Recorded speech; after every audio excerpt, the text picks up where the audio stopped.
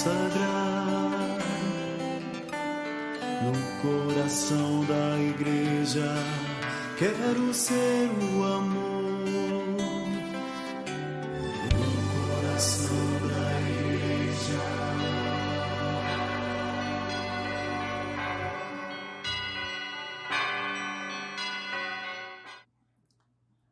Olá, amados irmãos, irmãs, boa noite, Deus abençoe a todos vocês. Estamos aqui mais uma vez, com a graça de Deus, para o nosso encontro semanal com o Catecismo da Igreja Católica.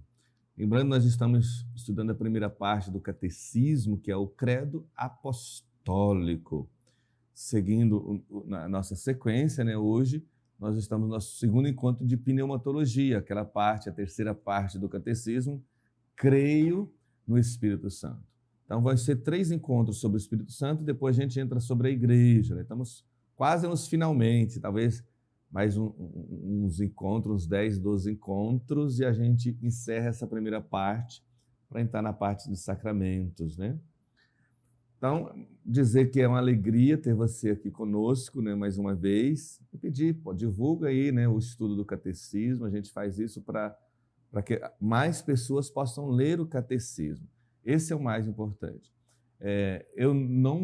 A gente diz que é aula, mas eu nem dou aula, Eu partilho com vocês algumas coisas, aquilo que está no catecismo, para talvez facilitar a leitura. Às vezes complica mais, Não sei se facilita ou complica. Mas é importante a gente continuar lendo, E ler mesmo o catecismo. Então vamos começar pedindo a graça do Espírito Santo sobre nós, sobre as nossas vidas, sobre a nossa mente e coração, para que possamos compreender melhor. Em nome do Pai, do Filho e do Espírito Santo. Amém. Ó vinde, Espírito Criador, as nossas almas visitai, e enchei os nossos corações com vossos dons celestiais. Vós sois chamado intercessor do Deus excelso dom sem par, a fonte viva, o fogo, o amor, a unção divina e salutar. Sois o doador dos 7 dons e sois poder na mão do Pai. Por ele prometido a nós, por nós, seus feitos proclamais. A nossa mente iluminai, os corações encheis de amor, nossa fraqueza encorajai. Qual força eterna e protetor. Nosso inimigo repeli, e concedei-nos vossa paz. Se pela graça nos guiais, o mal deixamos para trás. Ao Pai e ao Filho Salvador, por vós possamos conhecer que procedeis do seu amor, fazei-nos sempre firmes crer. Glória ao Pai, ao Filho e ao Espírito Santo, como era no princípio, agora e sempre. Amém. Em nome do Pai, do Filho e do Espírito Santo. Amém. Então, amados irmãos, estamos na nossa 45ª aula, 45º encontro. Louvado seja Deus por isso, gente? E no número do catecismo é o 702. Estamos quase no finalmente aqui da primeira parte. E o título é isto mesmo, O Espírito e a Palavra de Deus. Vamos falar primeiro o Espírito no tempo das promessas, É isso que é importante, tá bom? Então, o Espírito Santo foi revelado como trindade no Novo Testamento, lembramos disso aí, mas já havia sinais dele no Antigo Testamento. Lembrar que a gente conhece que Deus é trindade pelo Novo Testamento, pela revelação de Jesus, mas já tinha menção no Antigo Testamento. Um exemplo é a criação do ser humano. Quando Deus foi fazer o homem, Deus não fala faça-se como as outras criaturas, mas diz façamos o homem à nossa imagem e semelhança. Então usa a palavra o nós majestático, no plural, quer dizer que Deus não estava sozinho quando criou, E quando criou o ser humano à sua imagem, quer dizer que Deus é comunhão, é relação, trinitário. Por isso que você e eu, ser humano também, é essa comunhão também, é relação. Por isso que o homem não existe para ser sozinho, Não nasceu para ser só, para viver numa ilha isolada. Precisa do outro para se completar, Por quê? Porque a essência nossa é trinitária. A essência trinitária é relação. comunhão. Você também, sua essência é relação, é comunhão. Né? É isso. Então, assim, vamos ler aqui o que diz o número 702. Desde o começo até a plenitude do tempo, a missão conjunta do Verbo e do Espírito do Pai permanece escondida, mas está em ação. Essa é a parte que fala do Antigo Testamento, né? O Espírito Santo no tempo das promessas, né, do Antigo Testamento. Então, estava meio escondido, mas está em ação. O Espírito de Deus prepara aí o tempo do Messias, né? É a preparação para o Messias. E os dois, Espírito e Verbo, né, sem serem ainda plenamente revelados no Antigo Testamento, né, já são prometidos, a fim de serem esperados e acolhidos quando se manifestarem. Então, no Antigo Testamento, Deus se revela. Quando diz Deus, é o Pai. O Pai se revela, é claro a revelação do Pai. Mas Deus tem uma pedagogia. Não dava, se Deus fosse revelar como Trindade, já ia assustar. Então, ele se revela como Pai, como um, né? Mas a segunda pessoa, o Filho e o próprio Espírito são assim, então, prometidos e estão em ação. Lembramos que o Espírito Santo está em ação na própria criação. A criação é fruto da Trindade, embora a gente associe isso principalmente ao Pai. A gente já falou isso quando falamos da Trindade, né? Então, o Pai é criador, o Filho salvador, redentor, o Espírito Santo santificador. Mas todos agem e todos os três agem em todos os momentos. Mas cai melhor dizer que o Pai é criador. Cai melhor dizer que o Espírito é salvador, porque ele se encarnou. Cai melhor dizer que o Espírito Santo é santificador, mas todos agem em todos os momentos. Mas tem um destaque, um protagonismo especial. Então, no Antigo Testamento, o protagonismo é do Pai, a revelação principal do Pai. Mas não quer dizer que não está o Espírito Santo, nem a promessa do Verbo ali. Está ali. Basicamente é isso que está dizendo aqui, né?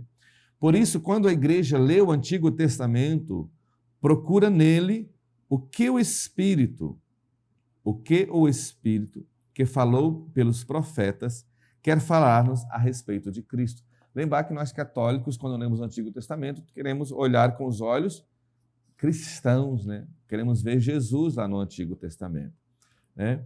Então, todas as vezes que se fala a respeito do Messias, do Cristo no Antigo Testamento, era o Espírito que agia. Se existe um Messias, aí olha aqui o mistério da Trindade, dito aqui quando fala do Messias. Porque Messias quer dizer o quê? Ungido. A gente já falou sobre isso, né? A unção. Ungido é porque se é ungida porque existe uma unção e existe alguém que unge. Então aqui está a Trindade. Por quê? Aquele que unge é quem? O Pai. Aquele que é ungido, o Filho. E a unção, a própria unção, é o Espírito Santo. Um dos símbolos, a gente viu na última aula, um dos símbolos do Espírito Santo é justamente isso, a unção, né? A própria unção. Está lá no número 695, unção, né? É isso. Então, no Antigo Testamento, está em ação também o Espírito Santo. E a gente precisa dessa graça do Espírito Santo para entender o Antigo Testamento. Lembrar sempre que nós católicos lemos o Antigo Testamento com a visão cristã, procurando Jesus no Antigo Testamento. Então lá, basicamente, são 3 grupos, vamos dizer assim, de livros que os judeus consideravam, né? A Torá era chamada Tanakh, né? Essas 3 letras, T-N-Q, né? A Torá, Nevuim e Ketuvim. A Torá quer dizer o quê? A lei, que é basicamente o Pentateuco, os 5 primeiros livros. Depois os profetas, que entram também os livros históricos e os livros dos profetas mesmos, que é o Nevuim. Ketuvim, que é os escritos e salmos. Poderíamos fazer uma pergunta. todos os livros da Bíblia são sagrados para nós e têm uma importância. Porém, o Novo Testamento é mais importante. Dos livros do Novo Testamento que são mais importantes, quais os livros mais importantes ainda? Tem um destaque: os 4 evangelhos. Agora a pergunta: e no Antigo Testamento, para nós católicos, quais os livros mais importantes? Boa pergunta, né? Então, a gente tem a tendência de dizer que é o Pentateuco, mas a igreja considera espiritualmente os Salmos. Por isso a igreja reza os Salmos todo dia. Na liturgia, chamada liturgia das horas, é a oração dos Salmos. Claro, o Antigo Testamento é a lei, então tem importância, mas assim, espiritualmente a igreja considera os Salmos. Por quê? Porque a igreja vê nos Salmos claramente a pessoa de Cristo. Então, quando você lê os Salmos, você tem que ver, interpretar isso como Jesus. Lá está o Cristo, a pessoa do Cristo. É o Cristo profetizado, né, na espiritualidade. Então, por isso que na liturgia das horas, né, no saltério oficial da igreja, sempre tem uma passagem do Novo Testamento dando a conotação neotestamentária dos Salmos. Ou uma passagem do Novo Testamento explicando o que quer dizer aquele salmo, ou uma citação dos santos padres ou de algum santo da igreja, que vai dar o sentido do salmo, né? Quando fala lá, por exemplo, sei lá, vamos ver aqui, o salmo do bom pastor. Quem que é o bom pastor? Jesus. Esse é o bom pastor, o salmo do pastor. A gente olha ele, é Jesus. Os salmos precatórios, por exemplo, quando fala, meu Deus, por que me abandonastes? É o Cristo sofredor. Como fala o salmo da misericórdia, o pedido do perdão lá de Davi, também, né? Enxerga Jesus, né? Só fiz isso aqui para dar a entender, né? Então, o Espírito Santo é que vai nos dar a chave de leitura dos Salmos e de todo o Antigo Testamento. Bom? Vamos ver aqui, continuar aqui. Quem são os profetas? Aí o catecismo vai definir quem são os profetas, né? Por profetas, a fé da igreja, porque às vezes a gente faz essa pergunta, o que são esses profetas? Olha só, o catecismo diz para nós o que nós entendemos por profetas.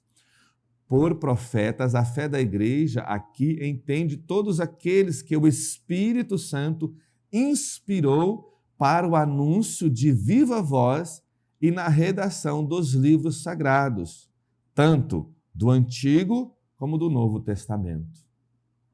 Então, são aqueles que inspiram, que falaram, e também os que redigiram o Antigo Testamento e o Novo Testamento. São considerados pela igreja profetas. Né? Não é só aqueles que falaram, mas os redatores também.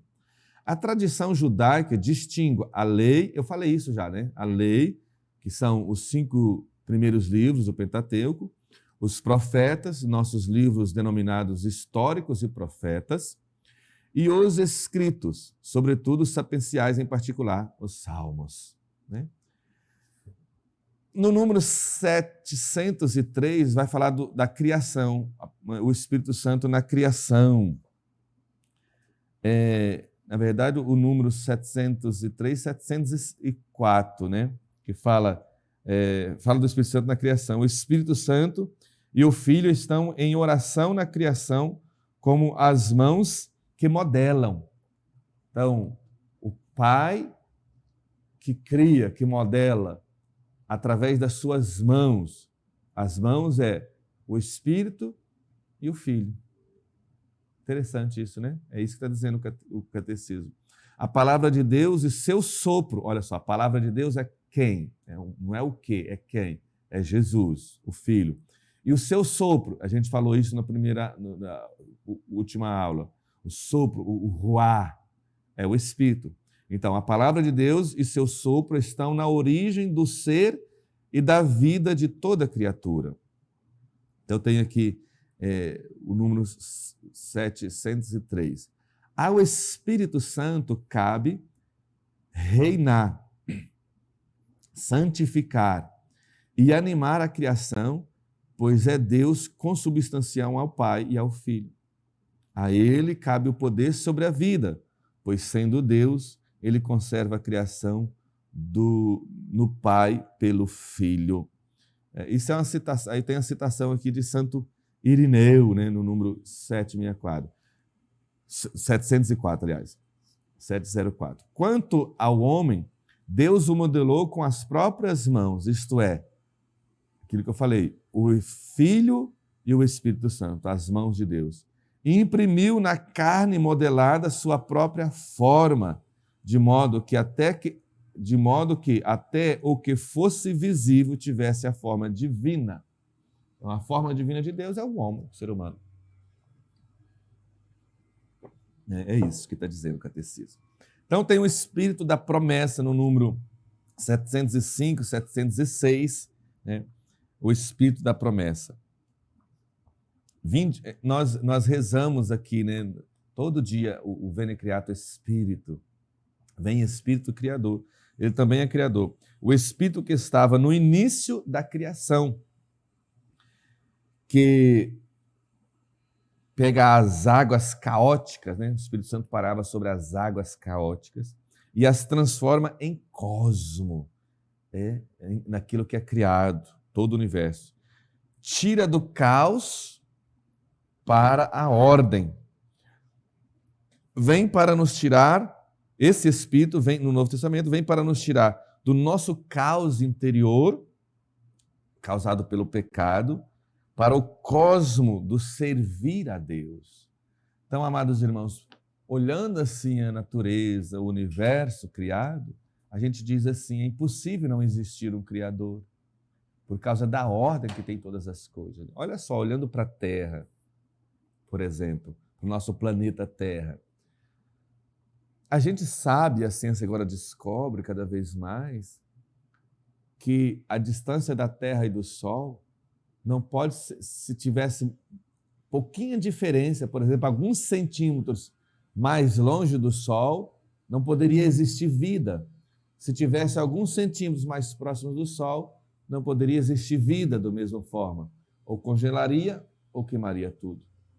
Então, aonde ela está não pode ser o acaso. O universo é tão ordenado que precisa ter uma mente, né, superior que ordenou tudo isso. Isso é importante a gente saber, né? Basicamente é isso, né, que está dizendo aqui. O número 700, então, 707, 708,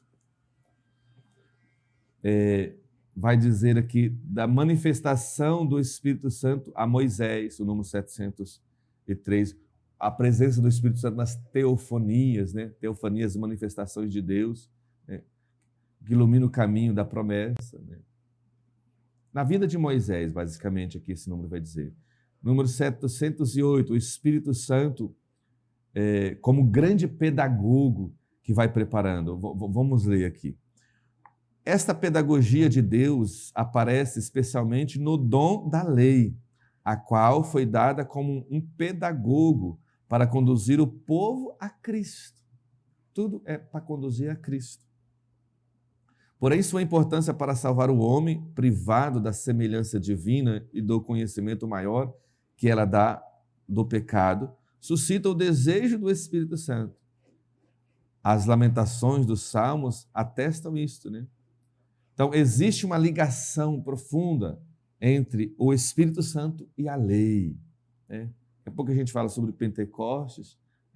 Pentecostes também tem a ver isso, é a nova lei, né? Pentecostes era a festa que existia da entrega da lei, mas quando o catecismo falar de Pentecostes ali, a gente fala sobre isso, né? Depois tem no número 709, no reino e no exílio, né? O Espírito Santo está no reino, ele unge o rei, né? Os reis. No exílio também, na vida dos profetas, né? Diz aqui no finalzinho desse número: ora, o reino, objeto da promessa feita a Davi, será obra do Espírito Santo. Ele pertencerá aos pobres segundo o Espírito. Os pobres aqui são chamados Anauim, os pobres de Deus. Deixa eu explicar um pouquinho, parente, sobre o que quer dizer ser os pobres, porque a gente às vezes confunde muito, né? Hoje se fala tanto de pobres, de pobres, de pobres, mas não sabe direito o que quer dizer pobres na Bíblia, né? Os pobres aqui, os chamados anauíns, são os pobres de Deus, ou, em outra palavra, o resto de Israel. Os pobres de Deus, que são? Que são, Adilton?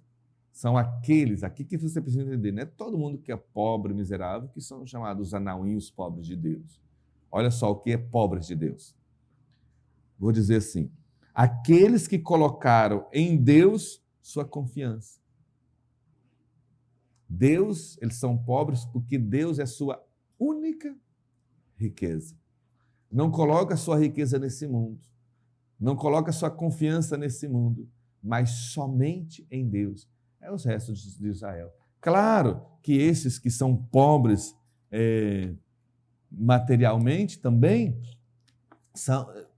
podem ter essa tendência de confiar em Deus porque é a única coisa que eles têm. Mas não é só isso, né? Olha só o que Santo Agostinho diz do dinheiro, gente.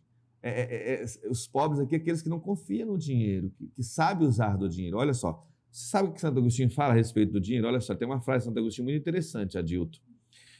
Santo Agostinho diz assim, o dinheiro é tão vil que Deus dá ele até para os maus. Entendeu? Porque o dinheiro é sedutor, gente. Por isso que é difícil, Jesus falou, difícil os ricos entrar no reino de Deus, é porque o dinheiro seduz, passa a ter a confiança no dinheiro. Não sabem administrar. Eu morro de medo de ter dinheiro, muito dinheiro na minha mão, gente, porque eu não sei se eu conseguiria administrar bem e não ser seduzido por isso, né? Ter muito dinheiro é perigoso para a nossa alma. É perigoso para a nossa alma.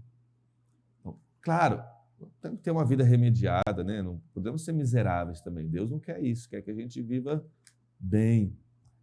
Mas a confiança nossa é em Deus. É por isso essa teologia da prosperidade que se tem por aí, que a riqueza é a bênção de Deus, que Deus abençoe os ricos, e quanto mais dinheiro quanto mais você serve, mais você doa a Deus, né? Deus te abençoa e você vai ter mais. Cuidado, isso não é católico, não é nem cristão. Né? Tem muitos que se dizem cristãos que caem muito nessa teologia da prosperidade. Né? Aí, para ter dinheiro, usa de artifícios. Você tem que dar para Deus que Deus vai te abençoar e vai dar mais. Cuidado, existe um quê de espiritualidade nesse princípio, mas as pessoas estão deturpando isso, né? A relação do dízimo. O dízimo no Novo Testamento pega muito o Antigo Testamento para falar do dízimo, né? Deus vai te abençoar quando abrir as comportas do céu. Verdade, porque Deus é fiel. Mas a conotação de dízimo no Novo Testamento é diferente. Primeiro livro de Coríntios diz assim: cada um dê conforme estiver decidido no seu coração, sem ser constrangido, porque Deus ama o que dá com generosidade, com o coração. Então, por exemplo, a gente fala tem que ser 10%? Não necessariamente. Pode ser mais de 10% no Novo Testamento, porque é de acordo com a generosidade. Pode ser menos. A generosidade do coração, de acordo com o que eu tiver decidido com o coração. Não vou esticar muito isso porque não é aula sobre isso, né? Mas só para dizer, tá bom, amados irmãos, que o Espírito Santo precisa nos ajudar a entender melhor, sim, a palavra de Deus, ele nos ajuda mesmo, tá bom? Muito bem, vamos continuar aqui, porque temos que caminhar. Coisas para caminhar. Isso tudo por causa dos anauim, dos pobres de Deus e dessa frase de Santo Agostinho, né? No número 711, a expectativa do Messias e do seu Espírito, né, que vai falar aqui. Aí tem algumas citações aqui que é muito interessante, né, que fala sobre o Messias, né? Olha só. O Espírito Santo na plenitude dos tempos, a gente vai ver daqui a pouquinho também, ver se a gente consegue chegar nele. Mas só para terminar essa partezinha aqui, quero ler umas citações aqui, né? No número 712. Promessa. Isso é graça do Espírito Santo. O Espírito Santo que age nos profetas para fazer a promessa do Messias. Um broto vai surgir do tronco de Jessé. Das velhas raízes um ramo brotará. Sobre ele há de repousar o Espírito do Senhor, o Espírito de sabedoria, compreensão, o Espírito de prudência e valentia, o Espírito de conhecimento, temor de Deus. Que fala dos 7 dons do Espírito Santo. A gente não vai estudar tudo isso aqui um por um, né? Vou deixar para um outro estudo que a gente irá fazer, tá bom? Pois tem a citação de São Lucas, né? Capítulo 4 de Lucas, que Jesus cita, né? O Espírito do Senhor está sobre mim, pois ele me ungiu para anunciar a boa nova aos pobres, enviou-me para proclamar a libertação aos presos e aos cegos a recuperação da vista, para dar liberdade aos oprimidos e proclamar um ano aceitável, um ano aceito da parte do Senhor. Então, é o Espírito Santo que age em Jesus, né? Então, o Espírito Santo, o Espírito de Cristo na plenitude do tempo, que começa o catecismo falando 2 personagens importantes, né, como precursor, né? Jesus é o Messias, o ungido. Se a gente já falou, né? Se existe ungido é porque existe a unção, que é o Espírito Santo, e quem unge. Então, aqui o Espírito Santo unge basicamente 2 precursores que o catecismo vai falar.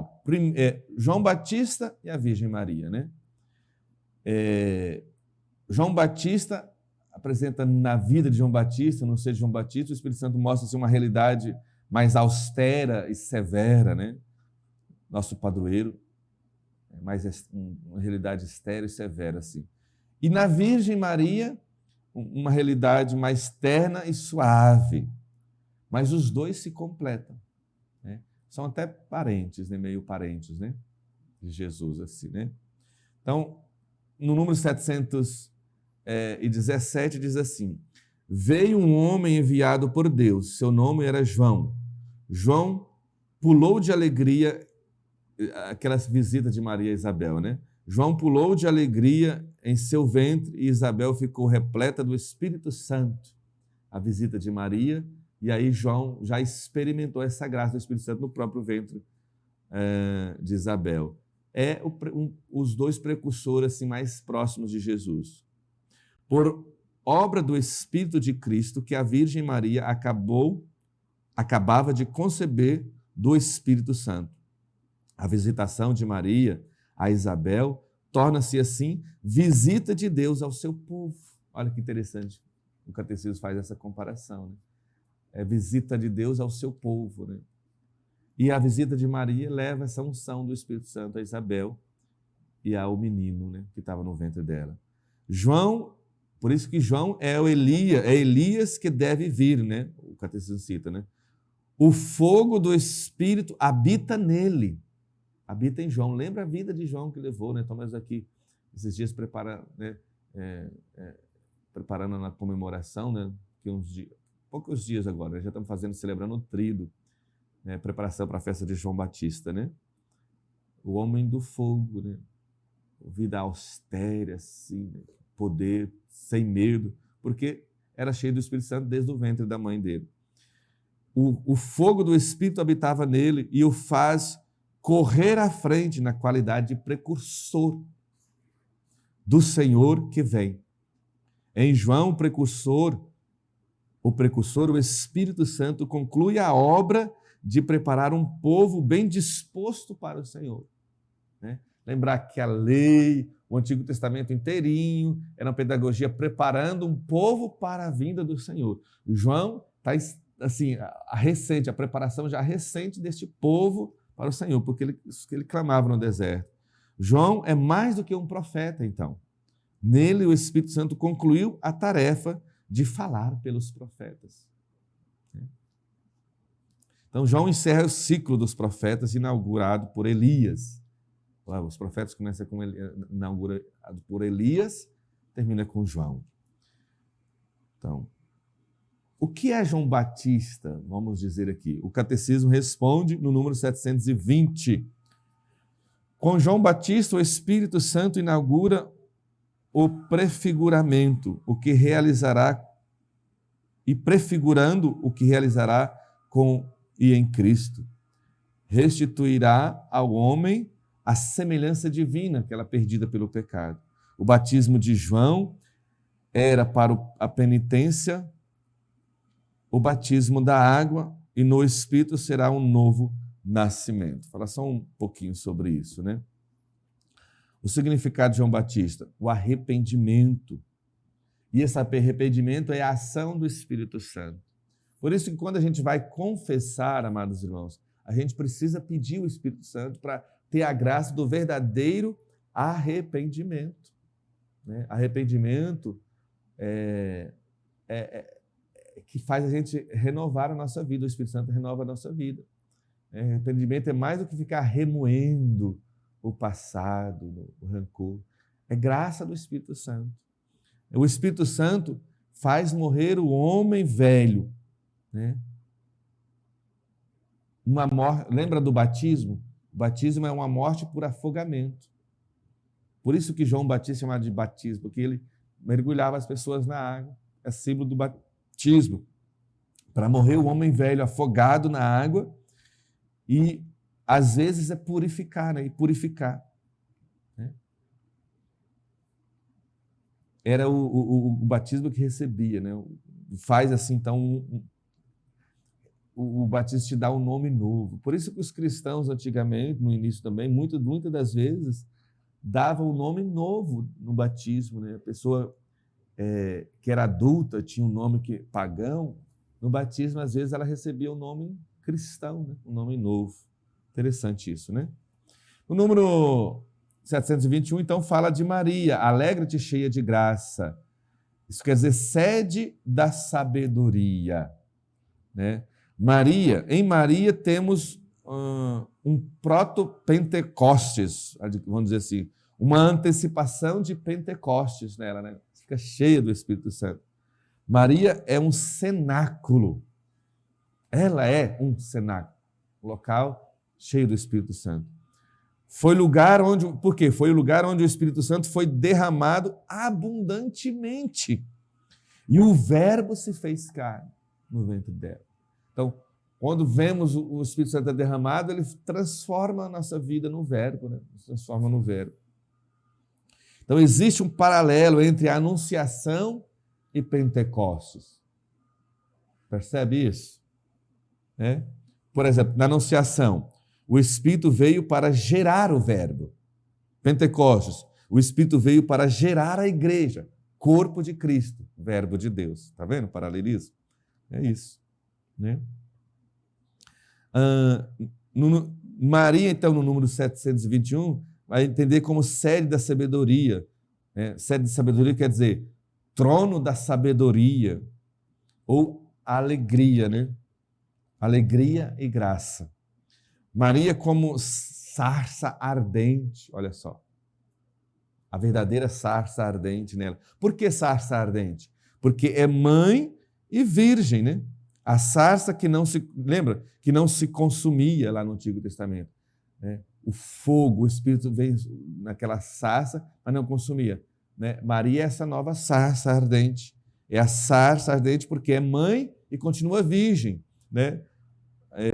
Permanece intacta, mesmo depois de dar à luz. Esse é o mistério, ela é mãe. Porque a gente sabe, se é mãe, não é virgem. Se é virgem, não é mãe.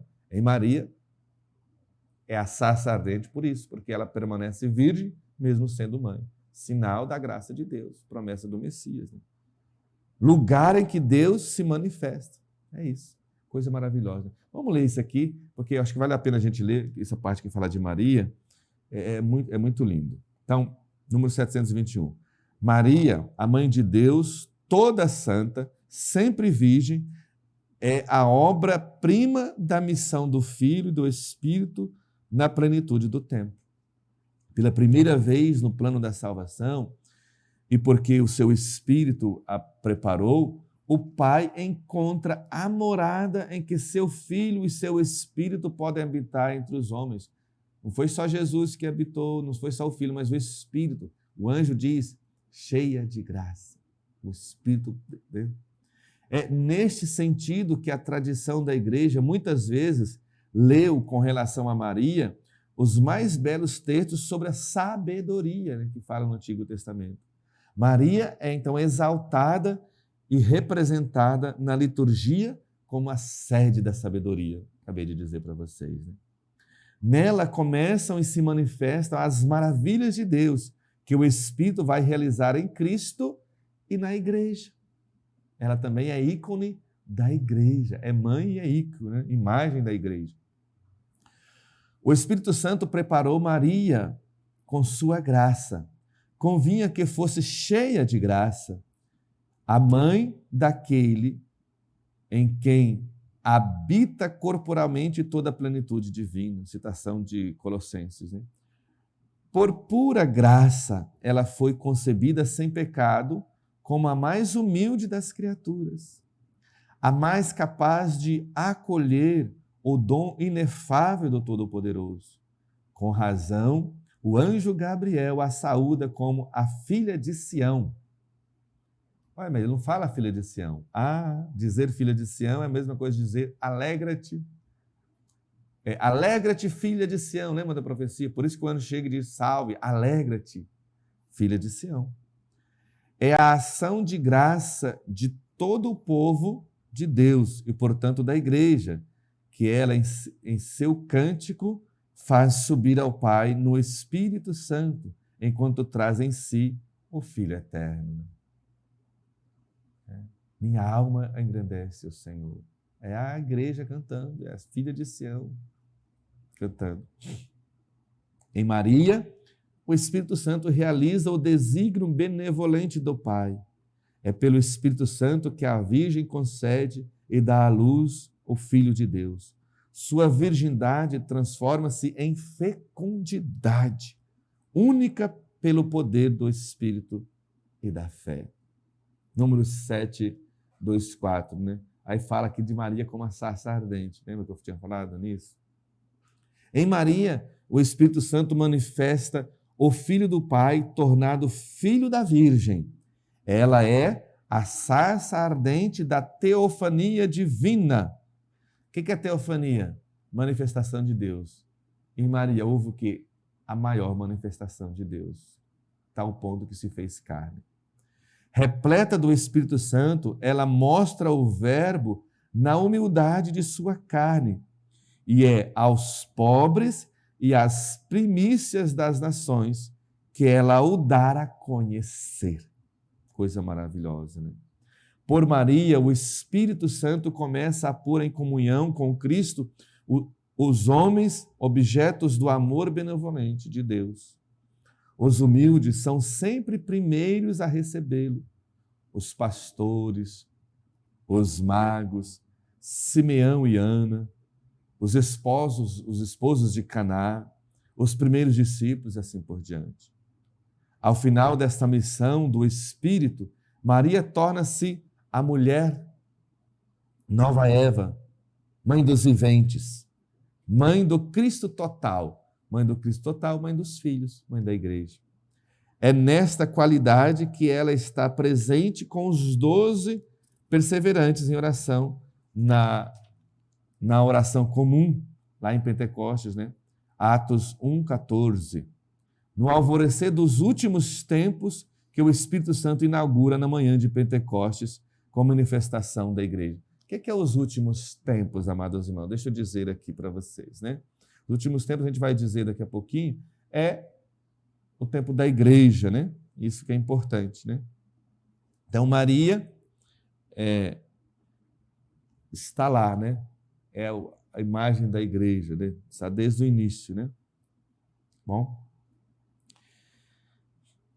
no número 727, né? Fala agora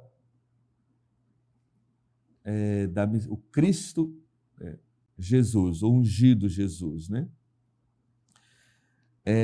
Na cruz, o óleo da unção é derramado sobre a cabeça para todo o corpo. A gente já falou sobre a unção, aquele salmo, como óleo suave que desce da cabeça para a barba de Arão, sobre a óleo do seu manto, né?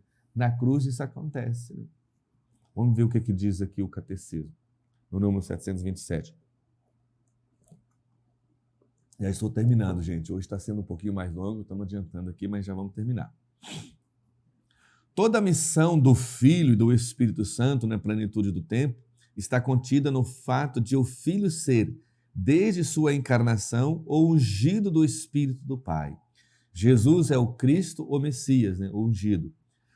Todo o segundo capítulo do símbolo da fé, que a gente já viu, deve ser lido sobre esta luz. Toda a obra de Cristo é missão conjunta do Filho e do Espírito Santo.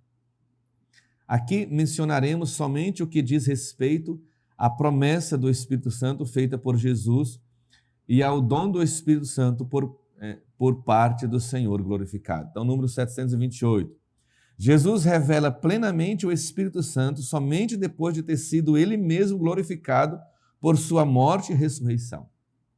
Contudo, pouco a pouco o deixa entrever, até mesmo em seus ensinamentos, às multidões, quando revela que sua carne será alimento para a vida do mundo. Sugere também a Nicodemos, o novo nascimento, a samaritana e aos que participam da festa dos tabernáculos.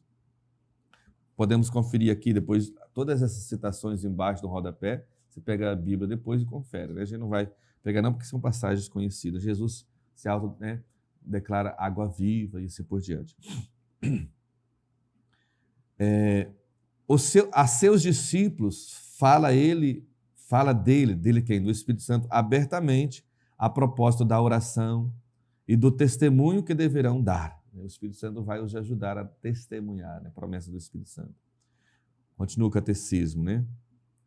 Aqui, no número 729, faz uma espécie de resumo da oração sacerdotal que é de Jesus, que é o capítulo 17 do Evangelho de João. Mas vamos ler aqui o que esse resumo diz aqui. Somente quando chega a hora em que vai ser glorificado, Jesus promete a vinda do Espírito Santo, lá no cenáculo, pois sua morte e ressurreição serão o cumprimento da promessa feita aos apóstolos. O Espírito de verdade, o Paráclito, será dado pelo Pai a pedido de Jesus. Ele será enviado pelo Pai em nome de Jesus. Jesus o enviará de junto do Pai, pois ele procede do Pai. O Espírito Santo virá, nós o conheceremos, ele estará conosco para sempre, né? Com a promessa de Jesus. Ele permanecerá conosco, ele nos ensinará tudo e nos lembrará de tudo o que Cristo nos disse. E dele dará testemunho. De Jesus o Espírito Santo dará testemunho, né? Nos conduzirá à verdade inteira e glorificará a Cristo. Isso é a obra do Espírito, tá vendo? A gente precisa ter o Espírito Santo para conhecer a verdade, senão não é muito mais que uma força intelectual. Quanto ao mundo, o convencerá sobre o pecado, a justiça e o juízo. Finalmente, chega a hora de Jesus. Jesus entrega seu Espírito nas mãos do Pai, no momento em que, com sua morte, vence a morte.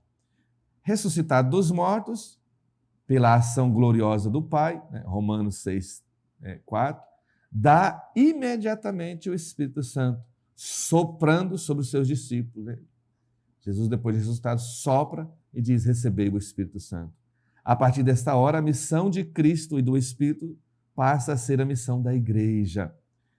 João 20, 21. Como o Pai me enviou, também eu vos envio ao mundo, né, para santificar. Tá bom, amados irmãos? Então ficamos por aqui hoje, né? Próxima aula a gente termina a nossa pneumatologia, né? São 3 aulas sobre a pneumatologia, sobre o Espírito Santo. O Senhor esteja convosco, está no meio de nós. Por intercessão da Virgem Santíssima, abençoe-vos o Deus Todo-Poderoso, Pai, Filho e Espírito Santo. Amém. Deus abençoe você.